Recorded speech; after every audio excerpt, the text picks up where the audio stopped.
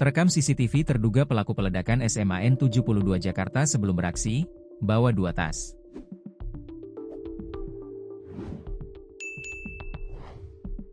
Rekaman pemantau CCTV memperlihatkan aktivitas terduga pelaku ledakan di SMAN 72 Jakarta sebelum beraksi.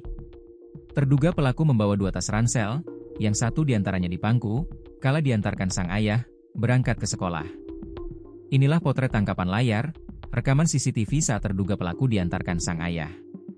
Rekaman CCTV ini tergambar di kompleks rumah terduga pelaku, di Cilincing, Jakarta Utara. Terduga pelaku mengenakan tas ransel merah, sementara satu tas lain di pangkunya di tengah.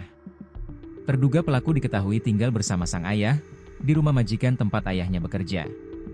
Visual tangkapan layar ini adalah momen kala terduga pelaku berangkat menuju ke sekolah di SMAN 72 Jakarta. Di lingkungan sekitar, terduga pelaku dikenal sebagai sosok yang tertutup. Denny, ketua RT di lingkungan tempat tinggalnya kawasan Jakarta mengungkap bila FN tinggal bersama orang tuanya sejak masih duduk di bangku sekolah dasar. Ketika beranjak SMP, FN masih sering membawa teman-teman belajar di rumahnya. Namun, perilaku FN mulai tertutup ketika masuk SMA. Begitu pindah masuk SMA lebih tertutup, ucap dia. FN juga diketahui jarang bersosialisasi di lingkungan tempat tinggalnya. Kalau saya untuk anaknya sendiri tidak pernah lihat, karena informasinya di rumah itu jarang keluar, tidak pernah bersosialisasi dengan anak-anak sekitar, juga sama orang rumahnya juga kurang, antara pekerja di dalam rumah nggak pernah bersosialisasi, itu yang saya ketahui, ucap Denny.